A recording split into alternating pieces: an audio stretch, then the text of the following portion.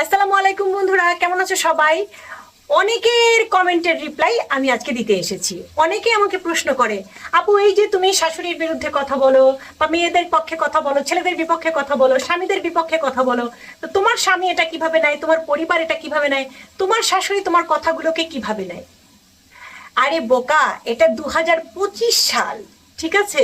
আর এটা আমার পেশা, আমি এটার মাধ্যমে ইনকাম করি। আমার ইউটিউব চ্যানেল দুইটা, আমার পেজ আছে।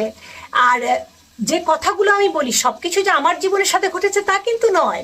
এটা তোমাদের বুঝতে হবে। আমাদের সমাজে অনেকের সাথে অনেক কিছুই ঘটে, সেখান থেকে কথাগুলো নিয়ে আমি কথাগুলো বলে থাকি।